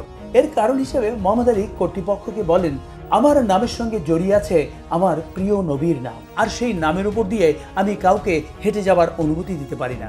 তার ধর্মীয় এবং ব্যক্তিগত বিশ্বাসকে সম্মান জানিয়ে ওয়াক অফ ফেম কমিটি তাদের দীর্ঘদিনের ঐতিহ্য পরিবর্তন করে ফুটপাতের পরিবর্তে দেয়ালে এই তারকা ফলক স্থাপন করেছিলেন। ইত্যাদির সকল দর্শককে অনেক অনেক শুভেচ্ছা জানিয়ে এই হলিউডের সামনে থেকে বিদায় নিচ্ছি। খোদা হাফেজ। নীলিমা ইসলাম মালিবাগ, ঢাকা থেকে ইমেইলের মাধ্যমে লিখেছেন, আমার 2 বছর বয়সের একটি বাচ্চা আছে। চিকিৎসকরা বলেছেন ওর ভিটামিন ডি এর স্বল্পতা আছে, তাই একটি নির্দিষ্ট সময়ে শিশুকে নিয়ে কিছুক্ষণ রোদে থাকতে বললেন। কিন্তু এখন ঢাকা সহ বিভিন্ন শহরে বেশিরভাগ অ্যাপার্টমেন্ট এবং ভাড়াটে বাড়ির ছাদ বন্ধ থাকে। ছাদ ছাড়া অধিকাংশ বাসা বাড়িতে রোদ পাওয়া যায় না, অথচ ছাদ বন্ধ থাকায় অনেকেই ছোট ছোট বাচ্চাদের রোদে নিতে পারেন না, তাই ভিটামিন ডি এর ঘাটতিও বেড়ে যায়। মানবিক কারণে হলেও এসব বন্ধ ছাদ একটি নির্দিষ্ট সময়ের জন্য হলেও খুলে দেওয়ার অনুরোধ করছি। আমার চিঠির বিষয়টি ইত্যাদিতে প্রচারের অনুরোধ করছি। আপনার চিঠিটি অত্যন্ত প্রয়োজনীয়, সুতরাং এটিকে প্রচার করা আমাদের দায়িত্বের মধ্যেই পড়ে। আপনার সঙ্গে আমরাও একমত, চিকিৎসকদের পরামর্শ অনুযায়ী বিশেষ ব্যবস্থায় বিশেষ সময়ে শিশুদের রোদে নেবার জন্য বাড়িওয়ালা বা অ্যাপার্টমেন্ট মালিক সমিতিকে ছাদ খোলা রাখতে অনুরোধ করছি। চুয়াডাঙ্গা সরকারি কলেজের বাংলা বিভাগের বিভাগীয় প্রধান সহযোগী অধ্যাপক ডক্টর মুন্সি আবু সাইফ লিখেছেন, ঐতিহ্যবাহী মাথাভাঙা নদীর নামানুসারে চুয়াডাঙ্গা, মেহেরপুর এবং ঝিনাইদহ জেলা এলাকার প্রথম দৈনিক সংবাদপত্রের নাম দৈনিক মাথাভাঙা। পত্রিকাটির বর্তমান বার্তা সম্পাদক আহাদ আলী মোল্লা সেই 1991 সালের 10 জুন থেকে এ পর্যন্ত ওই পত্রিকার প্রথম পাতায় বিরতিহীনভাবে দীর্ঘ প্রায় 35 বছর ধরে সমাজ সচেতনতামূলক একটি করে ছড়া লিখে আসছেন, যা গিনেস ওয়ার্ল্ড রেকর্ডে স্থান পাওয়ার দাবি রাখে। এ পর্যন্ত সব মিলিয়ে বিভিন্ন পত্রপত্রিকায় তার প্রায় 18 থেকে 20 হাজার ছড়া প্রকাশিত হয়েছে, যা বাংলা সাহিত্যে বিরল। তাকে দেশের প্রিয় ম্যাগাজিন, অনুষ্ঠান ইত্যাদিতে তুলে ধরার জন্য বিশেষভাবে অনুরোধ জানাচ্ছি। চুয়াডাঙ্গার এই মঞ্চে আজকে আমরা আমন্ত্রণ জানিয়েছি জনাব আহাদ আলী মোল্লাকে। কেমন আছেন আপনি? জি আলহামদুলিল্লাহ ভালো আছি। আচ্ছা, তা আমরা আপনার অসাধারণ এবং বিরল প্রতিভার কথা শুনলাম, তা আপনি কি গিনেস ওয়ার্ল্ড রেকর্ডের জন্য যোগাযোগ করেছেন? জি না, আমি যোগাযোগ করিনি। আমি আসলে আরো প্রথমে দেশের মানুষের কাছে পরিচিত হতে চাই, তো ইত্যাদির মাধ্যমে যদি আমি প্রথমে পরিচিত হই তো সেটা আমার জন্য মানে একটা বড়। অনেক ধন্যবাদ, অনেক ধন্যবাদ। প্রতিদিন যে এত ছড়া লেখেন, এগুলোর বিষয়বস্তু কোথায় পান? আমার বিষয়টা থাকে হলো যে সমাজ সংস্কারমূলক যে সব অনাচার, অনিয়ম, দুর্নীতি, তার বিরুদ্ধে আমি মানে নিয়মিত অনিয়মের বিরুদ্ধে আপনি লেখেন, তাই তো? প্রথমে মাথাভাঙা পত্রিকা এটা প্রকাশিত হয়, আমি তার একটা শিরোনামের উপরে পরের দিন সেটা লিখি। আচ্ছা, তা আপনার পছন্দের কোনো ছড়া কি আমাদের শোনাবেন? জি হ্যাঁ, একটা শোনাতে পারি। আচ্ছা শোনান। জি, আমার ছড়ার শিরোনাম হলো জাদু। ছোট্ট নাতি দাদার কাছে বলল গিয়ে, দাদু আজকে আমায় দাও শিখিয়ে একটা নতুন জাদু।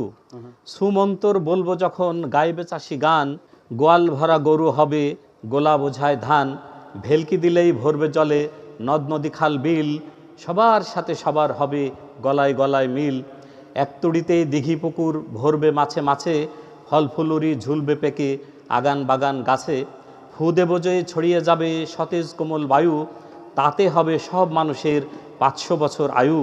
ম্যাজিক মেরেই ঘরে ঘরে পৌঁছে দেব সুখ, উঠবে হেসে আমার সোনার বাংলা মায়ের মুখ। অনেক সুন্দর, অনেক ধন্যবাদ। আপনি চমৎকার লিখেছেন। আপনার এই কল্পিত ছুমন্তর যেন মানুষের অন্তরে পৌঁছায় সেই কামনা করছি। অনেক ধন্যবাদ আপনাকে। অনেক ধন্যবাদ ইত্যাদিকে। ইত্যাদির কাছে চিঠি লেখার ঠিকানা পরিচালক ইত্যাদি, GPO box number 2674, GPO Dhaka 1000। Email করতে পারেন ইত্যাদি 2674@gmail.com এই ঠিকানায়। এছাড়াও ইউটিউবে ইত্যাদি দেখতে পারেন ফাগুন অডিও ভিশন চ্যানেলে। ধন্যবাদ।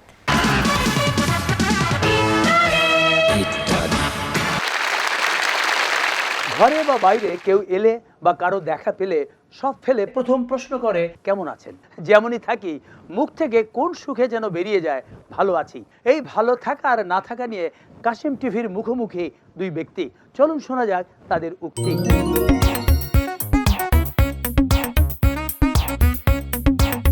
ভাই, আপনি ভালো আছেন? আলহামদুলিল্লাহ, আমি ভালো আছি। আপনি ভালো আছেন? হ্যাঁ, ভালো আছি। কি কোন এডি? কোনো কিছু চিন্তা না করে কইয়া ফেলাইলেন আপনি ভালো আছেন। কিন্তু আমি ভালো আছি। এটা কেমনে সম্ভব? এই বাজারে আপনি ভালো থাকতে পারেন না। কিন্তু আমি বলছি আমি ভালো আছি। আরে ভাই, আপনি কি আমাকে জোর করে বলতে বলবেন যে আমি খারাপ আছি? কথা বলতে বলবেন? কিন্তু সকাল থেকে সন্ধ্যা পর্যন্ত বেঁচে থাকার জন্য যে জীবন যুদ্ধ, তাতে একটা মানুষ ভালো থাকতে পারে না। কিন্তু আমি পারি। সত্য বলতেছেন ভাই? 100% সত্য। কেমনে কেমনে এটা সম্ভব? কারণ আমার প্রয়োজন বেশি চাহিদা নাই। ভালো থাকার জন্য যতটুকু প্রয়োজন ততটুকু পেলে আমি খুশি। অনেক ধন্যবাদ ভাই। এবার একটু আপনার সাথে কথা বলবো ভাই। এবার বলেন, আপনি কেমন আছেন? আমি ভালো নাই ভাই। তার মানে আপনি খারাপ আছেন? ভালো না থাকলে তো খারাপই থাকে। কিন্তু কেন খারাপ আছেন ভাই? শরীর খারাপ, মন খারাপ, কোনো দুর্ঘটনা, ডায়াবেটিস বাড়ছে, নাকি হার্টের কোনো সমস্যা? না। বাচ্চা কাচ্চার কোনো খারাপ খবর, ব্যবসায় লস খাইছেন? আরে ভাই না। আমি ঠিক আছে তো? না মানে বলতেছি, এই সংসারে কোনো সমস্যা নাই তো? না। ভাই ভাই ঝগড়া, সম্পত্তি ভাগাভাগিতে কম পড়ছে, কেউ মামলা করছে? না। টাকা পয়সার সমস্যা? আরে ভাই না। ফ্যামিলিতে কেউ মারা গেছে? না। তাহলে খারাপ আছেন কেন ভাই? ভালো থাকুন কেমনে? চারিদিক অস্থির। বাজার হাট, ব্যবসা বাণিজ্য, চাকরি বাকরি, পরিবেশ পরিস্থিতি, অর্থনৈতিক, রাজনৈতিক, আর্থিক, সামাজিক সমস্যা। এরপর আছে সামাজিক যোগাযোগ মাধ্যমে মিথ্যাচার, ভাইরাল, বিভ্রান্তি, গুজব, অসত্য সংবাদ। আর একজন আরেকজনের পিছনে যেভাবে লাইগা থাকে, তাতে ভালো থাকতে পারি? ভাই সে খারাপ তো আমিও আছি। শুধু আপনি আর আমি না, অনেকেরই একই অবস্থা। এটার জন্য তো আপনাদের মতো রিপোর্টাররাই দেয়।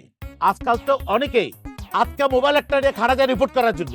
সবাই খারাপ না, আমরা কিন্তু কাশেম টিভির পক্ষ থেকে সত্যটাই তুলে ধরার চেষ্টা করি, যেমন আপনাদের রিপোর্টটা করলাম। দর্শক মণ্ডলী, আমি এবারে কথা বলছি চুয়াডাঙ্গা জেলার দামুড়হুদা উপজেলার কার্পাসডাঙ্গা ইউনিয়নে মিশনপাড়ায় অবস্থিত আমাদের জাতীয় কবি কাজী নজরুল ইসলামের স্মৃতি ঘেরা এই আটচালা ঘরের সামনে। 100 বছর আগে এই মাটির ঘরটি নির্মাণ করেছিলেন অখণ্ড ভারতের নদিয়া জেলার একজন পুরোহিত, নাম সার্থক বিশ্বাস। পরবর্তীতে তার সন্তান হর্ষপ্রিয় বিশ্বাস এই বাড়িতে বসবাস করেন। তিনি ছিলেন তৎকালীন স্বদেশী আন্দোলনের একজন নেতা। আর কলকাতায় হর্ষপ্রিয় বিশ্বাসের সঙ্গে কাজী নজরুল ইসলামের আলাপ পরিচয় হয় এবং পর্যায়ক্রমে তারা ঘনিষ্ঠ হন। এবং সেই পরিচয়ের সূত্র ধরেই 1926 সালে 27 বছর বয়সে কবি সপরিবারে এই বাড়িতে বেড়াতে আসেন। 2 মাস এখানে অবস্থানকালে কবি এখানে বসে রচনা করেছিলেন কিছু উপন্যাস, গল্প এবং কবিতা। জেলা প্রশাসনের উদ্যোগে এই স্মৃতিকে ধরে রাখার জন্য তার বাড়ির সামনে নির্মাণ করা হয়েছে একটি স্মৃতিস্তম্ভ। কবির স্পর্শধন্য ভৈরব নদী পাড়ের সেই ঘাটের সিঁড়িটির অংশবিশেষ এখনো আছে। আমরা এবারে যাব এই আটচালা ঘরের সামনের দিকে। এই বাড়িটিতে বর্তমানে বসবাস করছেন হর্ষপ্রিয় বিশ্বাসের নাতি অর্থাৎ দৌহিত্র প্রকৃতি বিশ্বাস। তারা 6 ভাই এবং এই 6 ভাই মিলেই বংশানুক্রমে এই বাড়িটির রক্ষণাবেক্ষণ করছেন। দেখতে মাটির ঘর মনে হলেও এই ঘরটির ভেতরে রয়েছে ইটের গাঁথুনি। কারণ 100 বছরের এই পুরনো ও জরাজীর্ণ ঘরটির সংস্কার করে এর আসল রূপটি ধরে রাখার জন্য এই ইটের গাঁথুনির উপর দেয়া হয়েছে মাটির প্রলেপ। দর্শক মণ্ডলী, আমরা এবারে কথা বলবো হর্ষপ্রিয় বিশ্বাসের দৌহিত্র প্রকৃতি বিশ্বাসের সঙ্গে। আমরা জেনেছি যে প্রায় 100 বছর ধরে আপনারা এই ঘরটির রক্ষণাবেক্ষণ করছেন। এটা কিভাবে করছিলেন? বংশ পরম্পরায় আমরা এটা রক্ষা করি, কিছুটা সংস্কার করা হয়েছে দেখতে পাচ্ছেন। আমরা এটা রক্ষা করে যাচ্ছি এখনো। আমাদের আশা কি নজরুলের স্মৃতি জীবন্ত থাকে, কারণ ঘরটি অনেক স্মৃতি বিজড়িত। আমরা শুনেছি যে কবি এখানে 2 মাস থাকাকালীন কিছু লেখালেখি করেছিলেন। আপনি কি জানা আছে কি কি লিখেছিলেন তিনি? আমার যতটুকু জানা আছে যে উনি মৃত্যু ক্ষুধা উপন্যাসের কিছু অংশ এই প্রেক্ষাপটকে কেন্দ্র করে লিখছে। যে আমাদের সামনে মিশন বাউন্ডারি আছে, আর ওই পাশ দিয়ে বড় বড় ঝাউ গাছ ছিল। ওই ঝাউ গাছ থেকে একটা সাপ মারা হয়, আর এই সাপকে কেন্দ্র করে উনি পদ্মগোত্র লিখছে এরকম।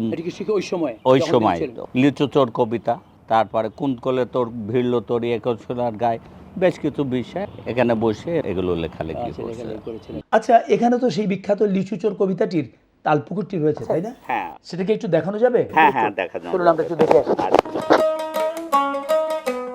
এই সেই তাল পুকুর। এটাই সে তাল পুকুর। এটাই সেই তো তাল পুকুর কোথায়? পানি নেই, পুকুর এখন তো ভরাট হয়ে গেছে। মৃত পুকুর বলতে পারি, মৃত পুকুর বলতে পারি। কিন্তু লিচু চোর কবিতার সেই বাবুদের তাল পুকুরে তো একটা তাল গাছও নেই। না, চারিপাশ দিয়ে তাল গাছ ছিল, কিন্তু সেই 100 সেই তাল বছর- গাছ 100 বছর আগের কথা।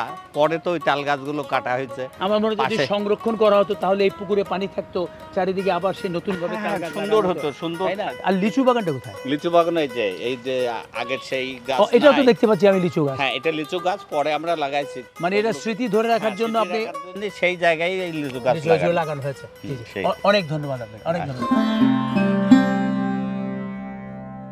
দর্শক মণ্ডলী, আমার পেছনে যে পুরনো বাড়িটি দেখছেন, এটি হচ্ছে বিখ্যাত লেখক, গল্পকার, ঔপন্যাসিক এবং বিশিষ্ট কথাশিল্পী শরৎচন্দ্র চট্টোপাধ্যায়ের স্মৃতি বিজড়িত কাশীপুর জমিদার বাড়ি।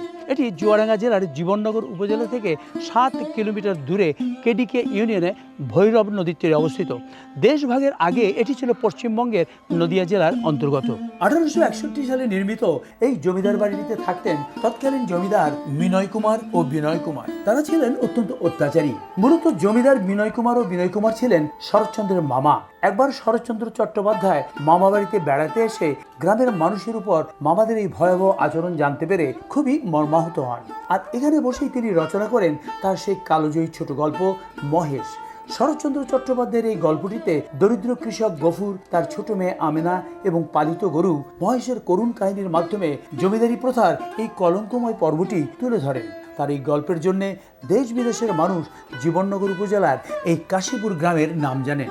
বর্তমানে এখানে যারা বসবাস করছেন তাদের পূর্বপুরুষদের সাথে জমিদাররা 1200 বিঘা জমি বিনিময় করে সপরিবারে ভারত গমন করেন এবং সেই বিনিময় সূত্রে বর্তমানে এই বাড়িটিতে বসবাস করছেন হাবিল এবং কাবিল নামে 2 ভাই। দর্শক মণ্ডলী, আমরা এই বাড়িতে বসবাসকারী 2 ভাইয়ের একজন আলামিন হোসেন কাবিলের সঙ্গে কথা বলবো। আপনারা এই বাড়িতে কত বছর ধরে আছেন? 70-80 বছর। মানে আপনার পূর্বপুরুষরা এখানে ছিল? দাদারা, আব্বারা। আচ্ছা আচ্ছা। এই যে বাড়িতে আছেন, এখানে কি জমিদারদের কেউ মাঝে মাঝে আসে দেখতে? এখন আসে না। এক সময় আসতো। আচ্ছা আচ্ছা। এই বিখ্যাত লেখকের স্মৃতি বিজড়িত বাড়িতে থাকতে আপনার কেমন লাগছে? ভালো লাগছে। ভালো লাগছে, অনেক ধন্যবাদ। এবারে গান গাইছেন জনপ্রিয় শিল্পী পান্থ কানাই এবং চুয়াডাঙ্গার লোকশিল্পী বিউটি। আর গানটি লিখেছেন খ্যাতিমান গীতিকবি মোহাম্মদ রফিকুজ্জামান, আর সঙ্গীত আয়োজন করেছেন মেহেদি।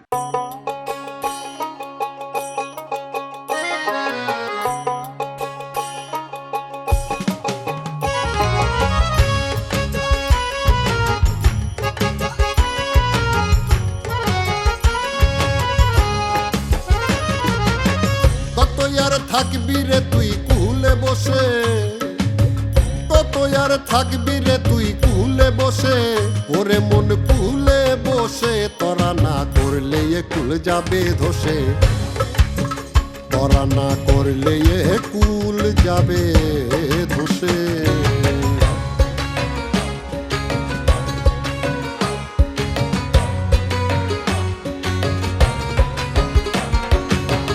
এই জগতে আছে রে তোর, এই জগতে আছে রে তোর পথের দাবি, ও তোর পথের দাবি। জগৎ ছাড়লে ও মন কোথায় যাবে, জগৎ ছাড়লে ও মন কোথায় যাবে, জগৎ ছাড়লে ও মন কোথায় যাবে।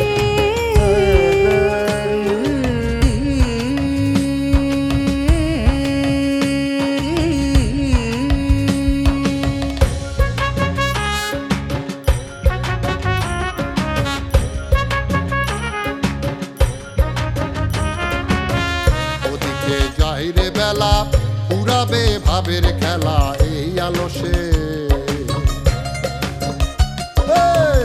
ওদিকে যাই রে বেলা, পুরাবে ভাবের খেলা এই আলসে। যত তুই করবি দেরি, ছাড়বে ফেরি শেষ বয়সে। যত তুই করবি দেরি, ছাড়বে ফেরি শেষ বয়সে, ওরে মনে শেষ বয়সে। তোরা না করলে এ কুল যাবে ধসে, তোরা না করলে এ কুল যাবে ধসে।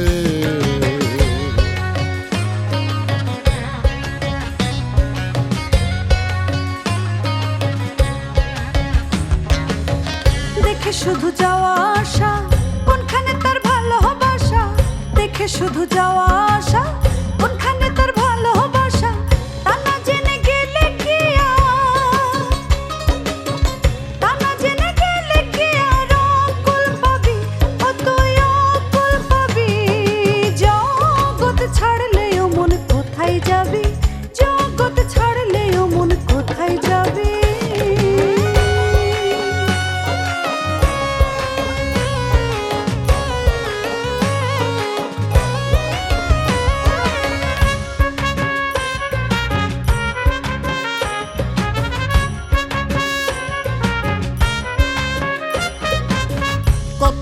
থাকবি রে তুই কুলে বসে, কত আর থাকবি রে তুই কুলে বসে, ওরে মন কুলে বসে তোরা না করলে এ কুল যাবে ধসে, তোরা না করলে এ কুল যাবে ধসে।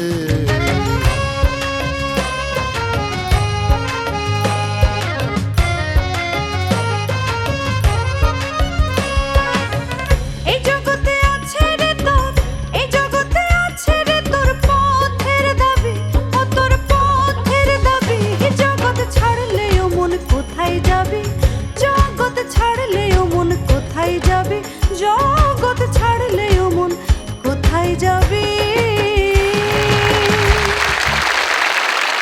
মানুষ নিয়ে লালন সাইজির অনেক গান আছে। সে মানুষ, সোনার মানুষ, অধর মানুষ, অচিন মানুষ, মনের মানুষ, এমন অনেক নামই তার গানে পাওয়া যায়। তবে সৎ মানুষ খোঁজা বড়ই কঠিন কাজ। সেই কাজ করতে গিয়েই অনেক আপত্তিতে বিপত্তিতে পড়েছেন এই ক্লাবের সভাপতি। বন্ধুরা, শীতের এই কনকনা সকালে আমরা সবাই মিলিত হয়েছি একটা মহৎ কাজের জন্য। দীর্ঘদিন ধরে আমাদের ক্লাবের সভাপতির পদটা শূন্য রয়েছে। আজকে আমরা আপনাদের প্রস্তাবিত নাম থেকে সর্বসম্মতিক্রমে একজনকে এই ক্লাবের সভাপতি নির্বাচন করব। এখানে কোনো কারচুপির সুযোগ নাই। আপনারা নাম প্রস্তাব করুন, সবার সমর্থন পেলে আমরা তাকেই সভাপতি নির্বাচন করব। মুরব্বী, আমি আমাদের উত্তরপাড়ার বশিরউদ্দিন ভাইকে আমাদের ক্লাবের সভাপতি নির্বাচন করার জন্য প্রস্তাব রাখছি। মাননীয় সভাপতি, এইখানে আমার আপত্তি আছে। তার তো অনেক ঝামেলা, খালি মিথ্যা কথা কয়, বানায় বানায় কথা কয়। এরকম একটা মিথ্যুক লোক দিয়া একটা প্রতিষ্ঠান চালানো যায় না। উনি তো খুব সুবিধাবাদী একজন মানুষ, যখন তার তখন তার। জনাব, আমি রহিমউদ্দিন চাচার নাম প্রস্তাব করতে চাই। আপনারা সবাই তারা চেনেন, আমি আর বেশি কিছু বলবো না। না না, এত মহা দুর্নীতিবাজ। দুর্নীতিটা এলাকার মানুষ সবাই তারে চিনে। টাকা পয়সা ক্লাবর যা আছে সব মাইরে লইয়া ফেলিয়ে দিব। কই যাইব তারা আর খুঁজে পাওয়া যাইতো না। আমি একটা প্রস্তাব করি। আমার এলাকার বড় ভাই জসিম ভাই সলিড মানুষ, তার নিজেরই অনেক টাকা, সে এসব ঝামেলা করব না। এত টাকা থাকবেই, এর লিগে ব্যবসায়ী সিন্ডিকেটের বড় নেতা, এর কারণে জিনিসপত্রের দাম বাড়ে, তার লিগে আমার টাকা, সেজন্যই তার হিসাব ছাড়া টাকা। সে মানুষ ভালো না। আমি সবার কথা শুনে বুঝলাম আমও ক্লাবের লেগা কলিমুদ্দিন ভাই বিকল্প নাই, এক কথার মানুষ, তাকে সভাপতি করা হোক। উনি একাই 100। এটা কি ধরনের কথা বলে না, কিছু তো বুঝতে পারলাম না। আর এক খেলার উপর চোখ উল্টায় ফেলে, সকালে এক কথা, দুপুরে এক কথা, সন্ধ্যায় এক কথা, আর হেরে সভাপতি বানাবেন আপনারা। হ্যাঁ হ্যাঁ, ঠিকই কইছে, হেরে দিয়ে হইব না ভাই। আচ্ছা, এইভাবে সবার দোষ ধরলে কেমন করে হবে? মাননীয় সভাপতি, বেয়াদবি নেবেন না, দোষ থাকলে দোষ ধরবো না। দোষ গুণ দেখায় একটা মানুষ নিতে হইব, সে কিন্তু আমাদের গ্রামটাকে সুন্দর করার দায়িত্ব লইব। আমি যা বুঝলাম তাতে নুরুল নবী মজুমদার ভাই ক্লাবের সভাপতি হইলে আমাদের ক্লাবটা ভালো চলবো। এরে দিয়ে তো হইতই না, এ তো বিয়া করার পরে নিজের মারেই বৃদ্ধাশ্রমে দিতে। এটা তো খুব খারাপ কথা। আরে সে তো মানুষ নামে অমানুষ।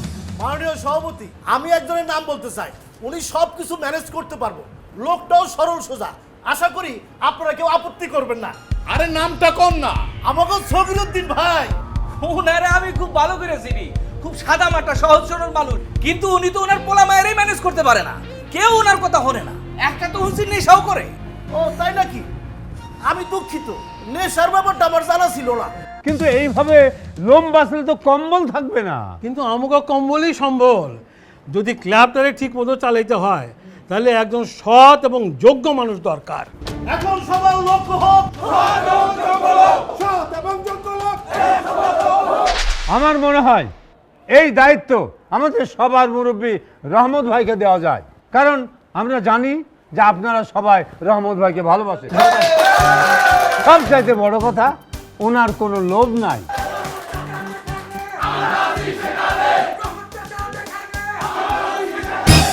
কথায় আছে লোভে পাপ, পাপে মৃত্যু, কিন্তু সব লোভে পাপ নেই। যেমন শীতের খেজুর রসের গুড়, সেই গুড়ের নানা রকম মিঠা মিঠা পিঠা, পায়েস সত্যি লোভনীয়, এবং সেই লোভে কোনো পাপ নেই। শীতের পিঠার সাতকাহন যাদের হাতে শুরু, সেই মানুষটি হলেন গাছ কাটার গাছি।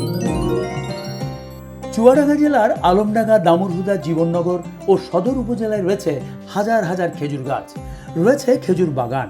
এসব বাগানের গাছগুলোই হয়ে ওঠে গুড় উৎপাদনের প্রাণকেন্দ্র। নভেম্বর মাসের শেষ থেকে শুরু হয় এই গাছ কাটার মৌসুম। দর্শক মণ্ডলী, আমরা এসেছি চুয়াডাঙ্গা জেলার সদর উপজেলার একটি খেজুর বাগানে। এই এলাকার বিভিন্ন স্থানে অর্থাৎ আমার চারপাশে দেখতে পাচ্ছেন শত শত খেজুর গাছ এবং সবজির বাগান। আমার বাইরে রয়েছে, এখানটায় দেখতে পাচ্ছেন বাঁধাকপি, ওপাশটায় রয়েছে ফুলকপি, আর এদিকে রয়েছে সব আলু ক্ষেত, এবং ওখানটায় দেখতে পাচ্ছেন ভুট্টা ক্ষেত। এ ধরনের নানা সবজির বাগান রয়েছে। খেজুর গাছ হচ্ছে একটি পরিবেশ বান্ধব, স্থান সাশ্রয়ী এবং দুর্যোগ প্রতিরোধ ক্ষমতা সম্পন্ন বৃক্ষ, এবং খেজুরের রস হচ্ছে অত্যন্ত ঐতিহ্যবাহী, পুষ্টিকর, প্রাকৃতিক মিষ্টি। এসব খেজুর গাছের বাকল কেটে গাছ তোলা হয় এবং বিশেষ পদ্ধতিতে রস সংগ্রহের জন্য উপযোগী করা হয়। যারা এই কাজটি করেন তাদেরকে গাছি বলা হয়। তারা বিকেলে হাঁড়ি বসান এবং কুয়াশা ভরে সেই হাঁড়িগুলো নামিয়ে ফেলেন। তারপর বাড়িতে এনে বিভিন্ন প্রক্রিয়ার মাধ্যমে বিভিন্ন ধরনের গুড় তৈরি করা হয়। রসের গুড়েরও রয়েছে অনেক শ্রেণীভেদ। খেজুরের গুড়ের জন্য যশোর জেলা বিখ্যাত হলেও চুয়াডাঙ্গার সরোজগঞ্জ হাটটি হচ্ছে দেশের সবচাইতে বড় গুড়ের হাট। সপ্তাহে 2 দিন, শুক্র ও শনিবার স্থানীয় স্কুল মাঠে এই হাটটি বসে। হাটের দিন দেশের বিভিন্ন প্রান্ত থেকে ব্যাপারী সহ শত শত ক্রেতা বিক্রেতা এখানে আসেন মানসম্পন্ন গুড়ের সন্ধানে। তবে ধীরে ধীরে খেজুর গাছের সংখ্যা কমে যাওয়া এবং জলবায়ু পরিবর্তনের কারণে রস কমে যাওয়া, গুড় প্রক্রিয়াজাতকরণে আধুনিক প্রযুক্তির অভাব এবং বাজারে ভেজাল মেশানো গুড় আসার কারণে দিনে দিনে গুড়ের সুনাম ক্ষুণ্ণ হচ্ছে। তাছাড়া বর্তমানে এ ধরনের গাছ কাটার গাছিদের সংখ্যাও দিনে দিনে কমে যাচ্ছে, কারণ তাদের সন্তানেরা এখন বেশি উপার্জনের আশায় চলে যাচ্ছেন বিভিন্ন পেশায়। দর্শক মণ্ডলী, আমরা গিয়েছিলাম চুয়াডাঙ্গা সদর উপজেলার বেলগাছি বকচর গ্রামে অশীতিপর বৃদ্ধ গাছি জনাব আব্দুল মুতালিবের বাড়িতে। আব্দুল মুতালিবের বয়স প্রায় 90 বছর। 14-15 বছর বয়স থেকেই তার গাছ কাটা শুরু। সেই থেকে প্রায় 6-7 দশক ধরেই প্রতি শীতেই তিনি খেজুরের গাছ কেটেছেন। এই গাছ কাটতে গিয়েই তিনি হারিয়েছেন তার একটি চোখ। গাছে ওঠার সময় দড়ি ছিঁড়ে চোখে আঘাত পান, আর সেই আঘাতেই আব্দুল মুতালিব হারান তার একটি চোখের দৃষ্টিশক্তি। আর সেজন্যই ইচ্ছে থাকা সত্ত্বেও তিনি গাছ কাটতে যান না। গাছ কাটতে না পারলেও সন্ধে হলেই খেজুর বাগান তাকে টেনে নিয়ে যায়। অপলক চেয়ে থাকেন নলের দিকে, ফোঁটা ফোঁটা রস পড়ছে তারই তৈরি নল বেয়ে। আব্দুল মুতালিব এক চোখে তেমন স্পষ্ট দেখতে পান না। কিছুক্ষণ দাঁড়িয়ে থেকে ধীর পায়ে ফিরে যান বাড়িতে। তবুও তিনি এই কাজের মায়া ছাড়তে পারেননি। অবসরে নিজের গ্রাম ও আশেপাশের এলাকার গাছিদের জন্য খেজুর গাছের নলি, কানাচ ও গাছ কাটার অন্যান্য সরঞ্জাম তৈরি করেন। এসব সরঞ্জাম বিক্রি করে যা আয় হয় তাই দিয়ে চলে আব্দুল মুতালিবের অভাবের সংসার। দর্শক মণ্ডলী, আমরা এসেছি সদর উপজেলার বেলগাছি গ্রামের বকচর পাড়ায় আব্দুল মুতালিবের বাড়িতে। কথা বলবো তার সঙ্গে। আপনি ভালো আছেন? আছি, ভালোই আছেন। কি করছেন? নলি কাটছে। এটা কিসের নলি? খেজুর গাছের। হ্যাঁ, রস আসবে নলি দিয়ে, ভাঁড়ে পড়বে। ও, এটা দিয়ে? হ্যাঁ, এইটা দিয়ে নলি পুঁতে দেবো গাছে, ভাঁড়ে পড়বে। ও, এটা দিয়ে রস হারিতে পড়বে। আপনার ছেলে মেয়ে কয়জন? 3টে ছেলে, 1 মেয়ে। 1 মেয়ে। আচ্ছা, মেয়েটা কি করে? মেয়েরা ঢাকায় বাসায় কাজ করে, মানুষের বাসায় কাজ করেন। আর ছেলেরা বিদেশে কাজ করে। কয়জন? 2 জন। আচ্ছা, আরেকজন মাঠে কাজ করে। আচ্ছা, মাঠে কাজ করে। তো যারা বিদেশে থাকে তারা আপনাকে টাকা পয়সা দেয় না? না, আগে দিতে, দেওয়া বন্ধ করে দিয়ে। দেয়া বন্ধ করে দিয়েছে। কত বছর বয়স থেকে গাছ কাটা শুরু করেছেন? গাছ কাটছে আমার তখন 16 বছর বয়স, এখন থেকে গাছ কাটছে। এখন তো আপনার বয়স প্রায় 90 বছর। হ্যাঁ, তাহলে তো প্রায় 40-50 বছর ধরে আপনি গাছ কাটছেন। এই গাছ কাটা ছেড়েছেন কবে? চোখ নষ্ট হয়ে গেল, কাটিছে। তো আপনার কি গাছ কাটতে ইচ্ছে করে না এখন? মন বলে কাটতে পারি না। মন বলে কাটতে কিন্তু পারেন না? হ্যাঁ, আমি কই যে ফেটে ভাই, গাছ কাটা দেখে কত গাছ কাটি, মানুষের খাওয়াইছি, এখন পারেন না? এখন আর পারি না। কষ্ট হয়? কষ্ট হয়। আপনি থাকেন কোথায়? গোয়াল ঘরে। আপনি গোয়াল ঘরে থাকেন কেন? সে বিদেশে বেঁচে, বিদেশ চলে গেল। আপনার ছেলেরা গরু বিক্রি করে বিদেশে চলে গেছে, আর ওই গোয়াল ঘরটা এখন আপনি থাকেন। হ্যাঁ, এসব জিনিস তৈরি করে যে পয়সা পান তাতে কি আপনার সংসার চলে? এই চলে কোনো রকম। এক তো খাই, এক তো খাই না। একবেলা খান আর একবেলা খান না, মানে এতে আমাকে সংসার চলে না। হ্যাঁ, একটা ছোটখাটো দোকান দিয়ে যাতে বসতে পারে উনি, তাহলে একটু চা পানি বেচতে পারলে সংসারটা বোধ হয় একটু চলে। অর্থাৎ অর্থের অভাবেই তিনি দোকানটা দিতে পারছেন না। অর্থ নেই, টাকা নেই, পয়সা নেই, দোকানটা দেবো কিভাবে? তা তো বটেই। জনাব আব্দুল মুতালিব, আপনার ব্যথায়, আপনার কষ্টে আমরাও সমবেথী। আজকে আমরা ইত্যাদির মাধ্যমে এবং কেয়া কসমেটিক্সের পক্ষ থেকে আপনাকে এখানে 1 লক্ষ টাকার একটি চেক প্রদান করছি। আশা করি এই টাকা দিয়ে আপনি আপনার স্বপ্নের দোকানটি করতে পারবেন। আলহামদুলিল্লাহ, আমরা অনেক খুশি হয়েছি। আপনি ভালো থাকুন, আমরা আপনার দীর্ঘায়ু কামনা করছি। আপনার ভালো রাখবেন আল্লাহ। জি, দোয়া করবেন। এই খেজুর রস, গুড় এবং রসের পিঠাপুলির ঐতিহ্য আজও বাঁচিয়ে রেখেছেন আমাদের এই গাছিরা। কাজটি মৌসুমী হলেও এর ওপরই নির্ভরশীল এই গাছি সম্প্রদায়ের সংসার। গুড়ের ক্রেতা বিক্রেতা মহাজন সবার সহযোগিতায় এই গাছিদের সংসারে সমৃদ্ধি ফিরে আসুক এই কামনায় শেষ করছি আমাদের আজকের ইত্যাদি। খোদা হাফেজ।